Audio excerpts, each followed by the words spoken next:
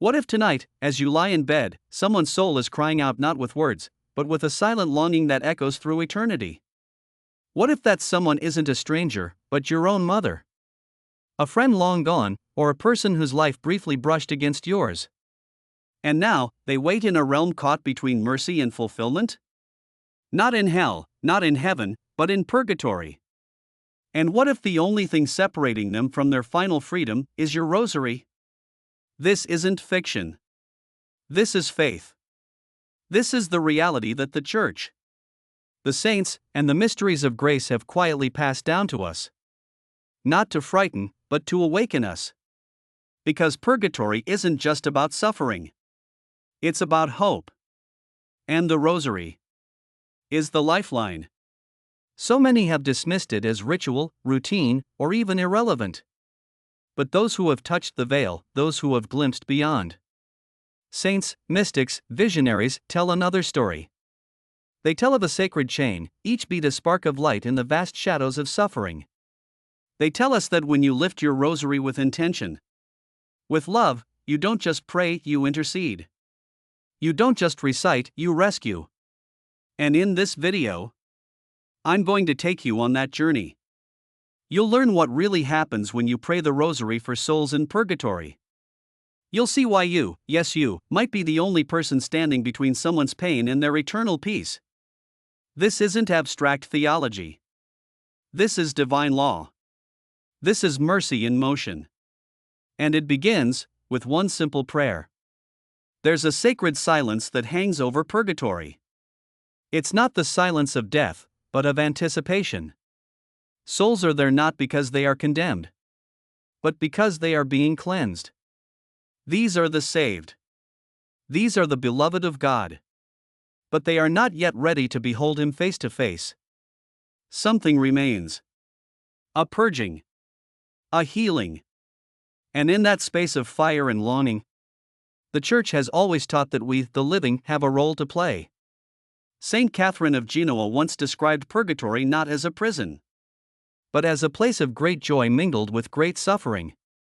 Imagine a bride in her wedding dress, knowing she is about to meet the one she loves, but needing to clean a deep stain from the fabric before she can walk down the aisle. That is purgatory. It is the final preparation. And your prayer is the cloth that helps wash that garment clean.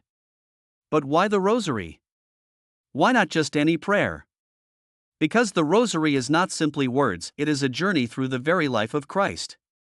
It is a meditation on the mysteries that defeated sin, conquered death, and opened the gates of heaven. And when you pray those mysteries, not just for yourself, but for a soul in purgatory, you activate a law of love that stretches beyond time. It is what Saint Faustina called the logic of mercy, where nothing done in love is ever wasted.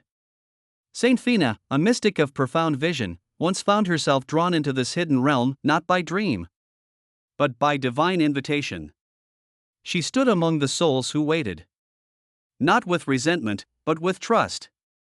They didn't cry out in rebellion. They didn't scream. They waited with faith. Wrapped in fire, yes, but burning not in hatred, but in hope. And what pierced her heart wasn't their agony. It was their loneliness. These were people once surrounded by family, by community, by love. Now forgotten. Their names no longer whispered.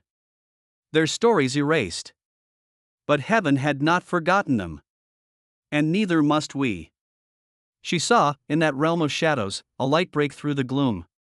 A person on earth, young, distracted, tired, picked up a rosary.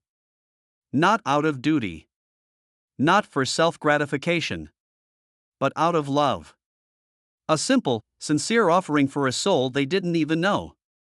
And when that first Hail Mary was said, the atmosphere shifted. Chains broke. Fire dimmed. A soul began to rise. Fina didn't describe it as a miracle. She described it as a law. A spiritual reaction to love in motion. Mercy obeys love.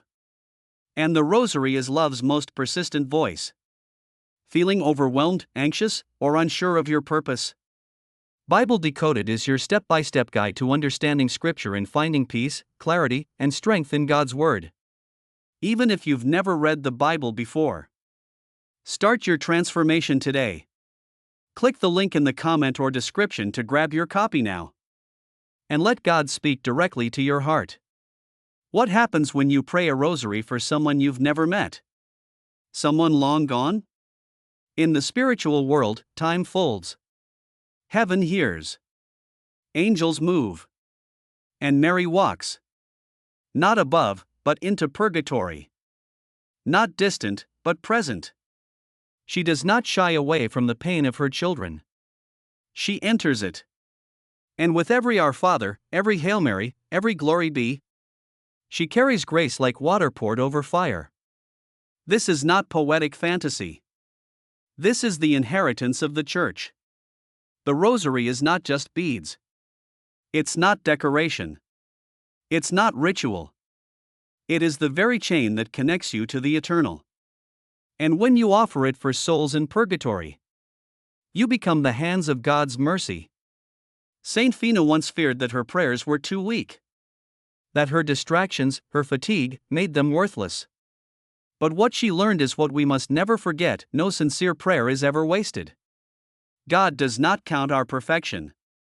He multiplies our intention. And even if all you can offer is a few tired beads at the end of a long day, those beads still fall like rain over dry earth. Even the smallest prayer, whispered in the solitude of your heart, carries a weight that trembles eternity. In the sacred rhythm of the rosary, God has woven a power that the world cannot comprehend, and too often forgets. The power to reach into the fire not with fear, but with mercy. To lift a soul not with strength, but with love. And to do what only grace can do: make the suffering of another soul lighter, holier, and closer to divine fulfillment. Saint Fina learned that the rosary is not just a chain of intercession. It is a ladder for the soul. Each decade becomes a rung, each prayer a step toward the light. For the souls who cannot speak, the rosary becomes their voice. For the souls who cannot move, it becomes their wings. And most hauntingly, for the souls no one remembers, it becomes their only hope. There was one soul in her vision that changed everything. It was a priest, long dead, buried with honor, but forgotten by time. No scandal had marred his name. No sin had darkened his legacy.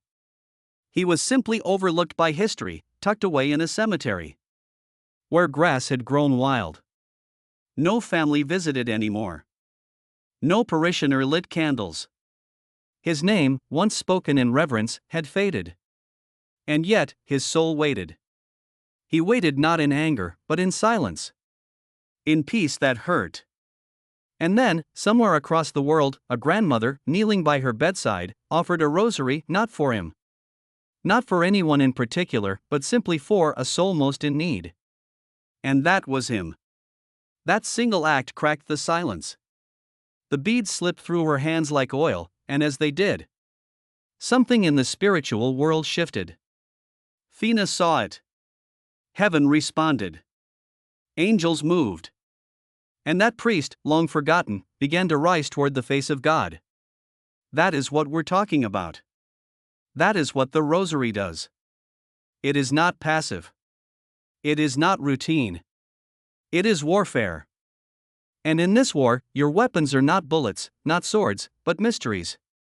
The joyful mysteries, whispered for those burdened by regrets they cannot fix. The sorrowful mysteries, prayed for souls tormented by memories and pain. The glorious mysteries, offered for those who forgot how to hope. And the luminous mysteries, shining light into the confusion that haunts so many who await the fullness of heaven. When you hold your rosary, you're not just holding beads. You are holding a sword wrapped in silk. And each prayer you whisper unleashes grace that the soul you're praying for could never summon alone. You are entering into a covenant of mercy. A sacred collaboration between earth and heaven. And when you finish, when you say that final amen, you are never alone. Because the souls you lift never forget. Saint Fina would later share that when she became ill, When her body weakened and her strength left her, she felt herself upheld in a way she couldn't explain. Not by her own faith. Not even by those around her. But by those she had once prayed for. Souls who had now reached heaven because of her rosary had become her intercessors. They returned the favor not with words, but with grace. Invisible strength in moments of despair. Protection when danger was near. Peace when her heart was in pieces. She knew they were with her. She felt them. That's the part no one tells you. When you pray the rosary for the souls in purgatory, you're not just helping them. You're building an army. A hidden communion of saints who remember you, who stand by you. Who will one day greet you when your journey ends. And when your soul trembles at the gate of heaven, it will be their prayers that lift you the final step. The rosary is not just for them. It is for you. For your family. For your future. There is a hidden justice in all of this, a divine symmetry. Those who give are given to. Those who lift others are one day lifted. In this law of mercy, God writes the story of redemption not only through the blood of Christ, but through the beads in your hand. Every prayer echoes. Every mystery matters. And every soul, no matter how forgotten, counts. Fina's greatest grief was not in the fire she saw. It was in the forgetting. Souls who had once danced at weddings, held babies, taught classrooms, wept at funerals, now alone. Not because God turned away, but because we, the living, moved on. We got busy, distracted, skeptical, tired. And in doing so, we abandoned our part in the mission. A mission not of fear, but of restoration. A mission that only we, still breathing, still moving, can fulfill. That's why this video exists. Not to guilt you. Not to scare you. But to awaken you. To remind you that what you hold in your hand is sacred. And what you forget in your day could be someone else's eternity waiting for freedom. There's a story Fina once told, quietly, to a fellow sister. A woman had passed away alone in a hospital. No family came. No obituary was published. The nurses barely remembered her name. And when she died, her soul entered that waiting place, the place of purgatory. No prayers followed her. No masses were offered. It was as if her life had vanished. But God remembered. And He inspired a child, just 8 years old, to pray a rosary for someone who was sad. That's it. No name. No plan. Just a child's heart and a mother's rosary. And that prayer was heard. That prayer lit up purgatory like a sunrise. That prayer broke the silence. And the soul of the forgotten woman was lifted. What does that mean for us? It means no prayer is too small. No act of love is ever lost. No soul is beyond the reach of your rosary. There's something quietly powerful about the invisible. You can't see purgatory, but you can feel the tug when grace calls you to pray. You can't see the soul rising, but your heart knows something is shifting. That's how divine mercy works. It doesn't shout. It whispers. And the rosary is one of its softest, yet most unstoppable voices. Saint Fina's revelations didn't come with fire from the sky or loud proclamations. They came in the stillness of prayer. In the slow burning of compassion. She described purgatory not as a place of horror, but of aching beauty. A realm filled not with bitterness, but with longing. Souls didn't cry out for rescue as much as they trusted in hope. They believed someone would come. Someone would remember. Someone would love them enough to take a moment, to lift a rosary, to say a prayer. And when that happened, time bent. Mercy flowed. And eternity drew closer.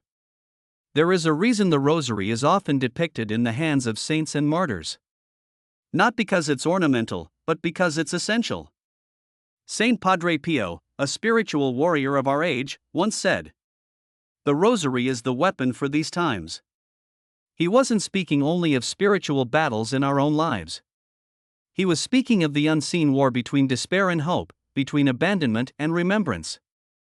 A war waged in the silence of purgatory, and you, yes you, are part of it.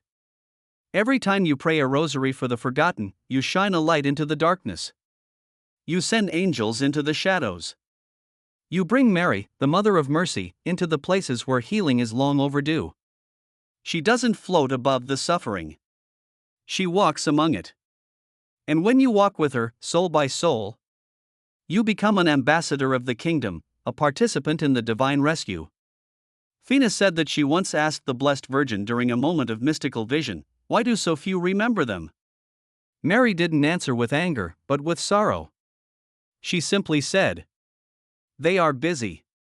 And that single answer shattered Fina's heart. We are busy. Too busy to kneel. Too distracted to remember. Too skeptical to believe. And in that forgetfulness, entire generations of souls linger in a space that love could shorten. They are not asking for much. Only a name spoken. A mystery remembered. A rosary offered. Do you remember the names of your grandparents? Your great-grandparents? Do you know who among them might still be waiting? What about the priests who baptized you? Or the teacher who showed you how to pray? What about the elderly woman you passed once at church, alone in the last pew, who is now forgotten by everyone except God? When you pray the rosary for the souls in purgatory, you pray for them all. Named or unnamed. Loved or unloved. Known or lost to time. And heaven doesn't forget a single one. That's the beauty and tragedy of this mystery. So many souls wait. Not in despair, but in expectation.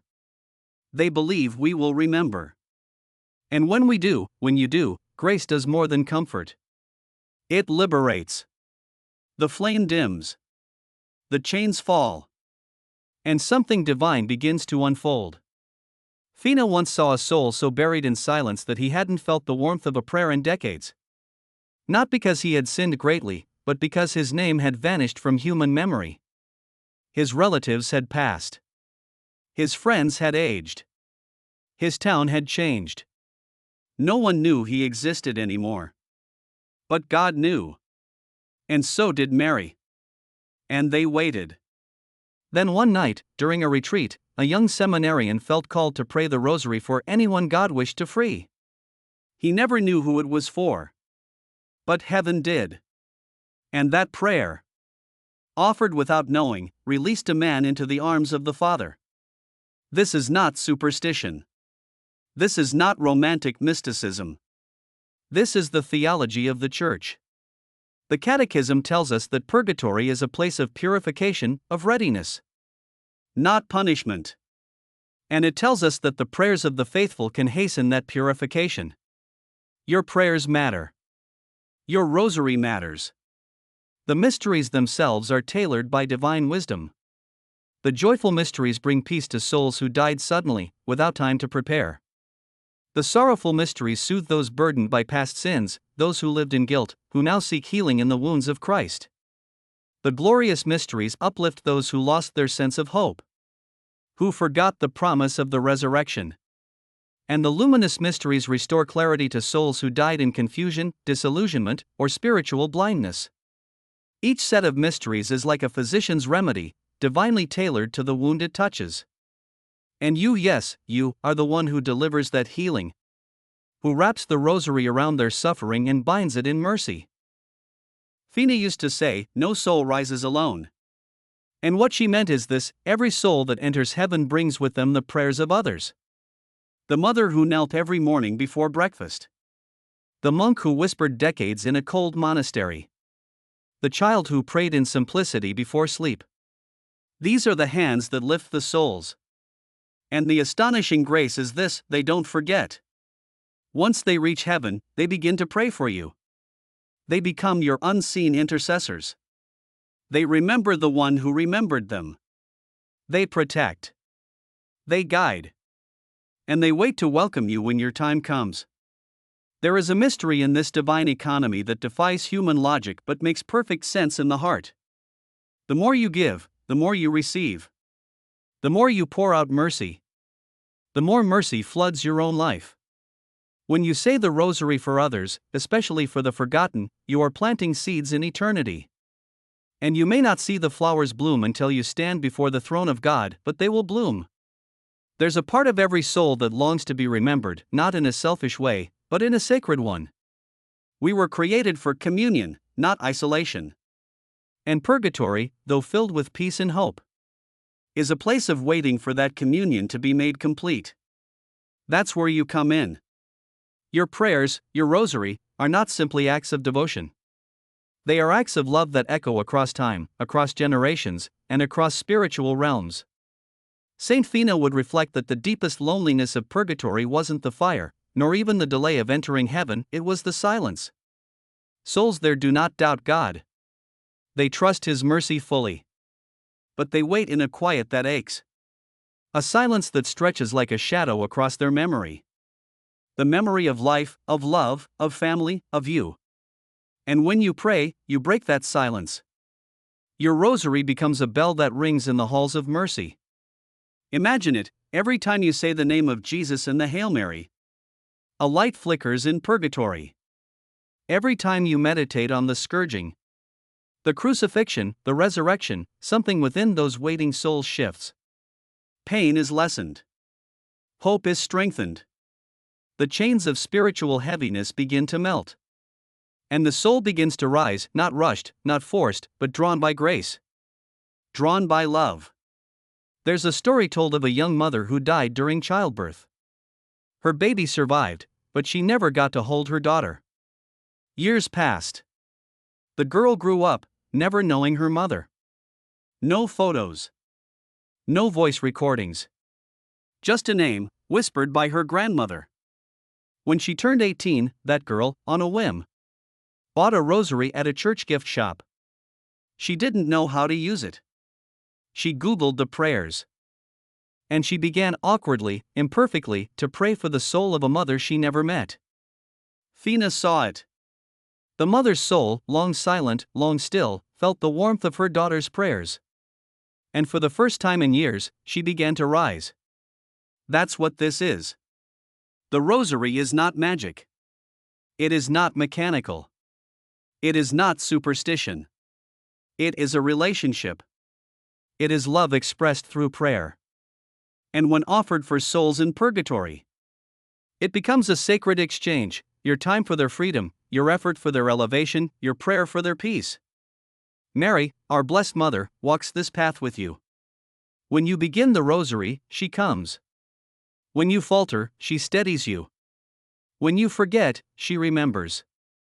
Her love for her Son and for His suffering children is so complete, so consuming, that she cannot ignore the cries of the forgotten. And so, when you take up your rosary with intention, she multiplies the grace. Not as a reward, but as a promise. She is the Mother of Mercy. And purgatory is not beyond her reach. Saint Fina saw her move through that realm with quiet power, touching souls with light, with tenderness, with divine strength. She didn't rush. She didn't float above the pain. She stepped into it. And when your rosary joins hers, you become part of that sacred mission. You become her hands, her voice, her instrument. You might be thinking, but I'm not a saint. I forget to pray. I get distracted. I'm tired. I'm overwhelmed. I don't even know if I'm doing it right. Fina would say, that's exactly why you must keep going. God is not waiting for your perfection. He's waiting for your yes. The rosary does not require expert skill. It requires a willing heart. Even the most distracted rosary, when prayed in love, carries grace beyond measure. The beads may slip through your fingers faster than you can concentrate. The mysteries may blur together in your mind. But heaven knows. Heaven sees. And heaven responds. The souls in purgatory don't need flawless recitations. They need your love wrapped in prayer. They need your attention, however imperfect. They need your heart. There's a reason this devotion has endured for centuries. It's because it works. It transforms. It heals. And it saves not just those you pray for, but your own soul as well. The more you pray the rosary for others, the more sensitive you become to grace. You begin to see the world through different eyes. You notice suffering. You remember the dead. You begin to love more deeply, more sacrificially, more eternally. And when you begin to live like that, anchored in mercy, moved by love, everything changes. Your home becomes a sanctuary. Your heart becomes a chapel. Your life becomes a bridge between earth and heaven. The rosary becomes your rhythm, your refuge, and your rescue. There's a final vision that Saint Fina recorded, a moment that marked her forever. She saw purgatory once again, but this time it was different. She saw souls rising. Not all at once, but steadily. Peacefully. Like stars ascending into the dawn. And above them stood a woman clothed in light, Mary. And at her feet were rosaries, hundreds, thousands, prayed by the faithful over centuries. Some prayed with fervor. Some prayed in desperation. Some with joy, others with fatigue. But all were heard. All were used. All were turned into keys that opened the gates of heaven. And then Fina saw something else. She saw the souls, now radiant, turn their gaze back to earth. To the people who had prayed for them. To the children who had remembered. To the mothers, the widows, the young, the old, anyone who had dared to care. And they began to pray. Not from purgatory, but from paradise. They became intercessors. They became protectors. They became family. Because in heaven, nothing done in love is forgotten. Nothing. Not a single Hail Mary. Not a single whisper. Not a single moment spent with a rosary in hand. So what does this mean for you, right now, at this moment in your life? It means that in your drawer, your pocket, your purse, or your hands, you may already be holding the most powerful spiritual weapon God has entrusted to the Church. The rosary is not just beads strung together. It is history. It is healing. It is heaven braided into your fingertips. It is the very echo of the gospel, circling through time, reaching into places that sermons cannot go and that candles cannot touch. It is the voice of the faithful crying out across generations, across centuries, across eternity. When you pick it up, even without fully understanding it, something happens. Something moves. The air around you thickens with grace. Angels begin to listen. Saints lean closer. Mary walks with you. And in a realm unseen, a soul looks up because your prayer just opened a window. That soul could be a stranger. Or it could be your great-grandmother who died before you were born. It could be a soldier buried in a forgotten field. A mother who died in childbirth. A priest who never asked for recognition. A homeless man who passed away with no one to claim his body. A nun who served in silence. Or even a child who never had anyone to pray for them. When you pray the rosary, you touch their story. You hold their suffering in your hand, not as a burden, but as an offering. You make their waiting lighter, their hope stronger, their path clearer. Saint Fina's life wasn't glamorous. She didn't preach to thousands. She didn't lead a revolution. She was a soul who said yes to mercy. And because of that yes, heaven opened up a mystery to her, a vision of what love really looks like when it prays. She saw things most of us can only imagine. And what she saw was this. The most powerful thing we can do for those who wait in purgatory is not to forget them. It's to remember them not once, but again and again. The rosary is a rhythm of remembrance. It is a breath of compassion. It is a litany of rescue, spoken not from obligation, but from love. And when you pray it with that kind of love, genuine, messy, distracted, even broken, it still carries more power than you'll ever know.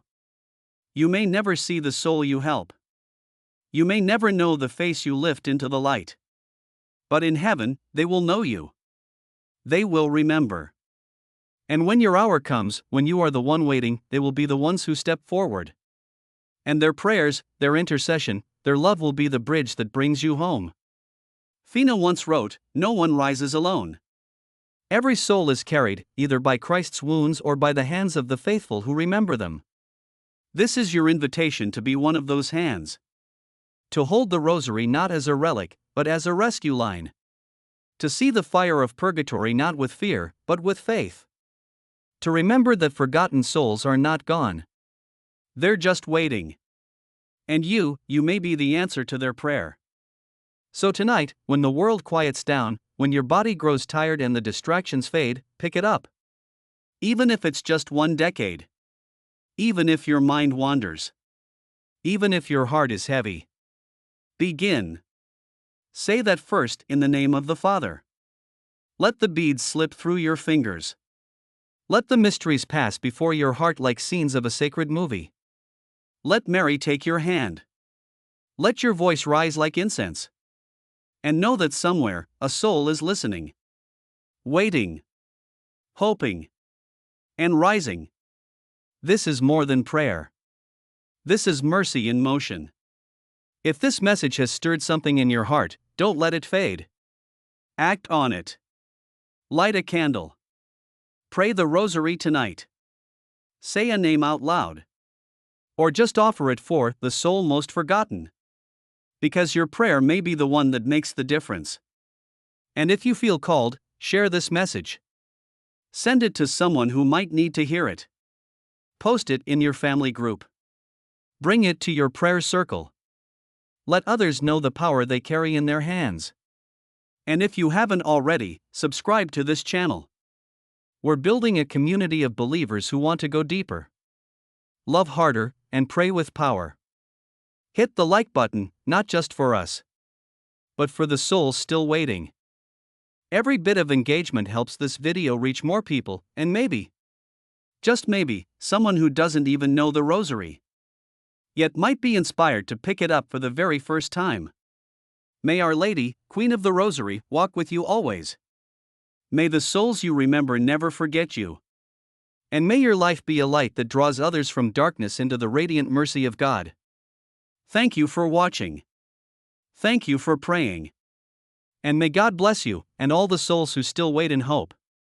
If this content blesses you and you'd like to support our mission, you can buy me a coffee or give a super thanks. Every contribution helps us create more content to inspire and uplift others. Make sure to subscribe so you don't miss out on my future videos.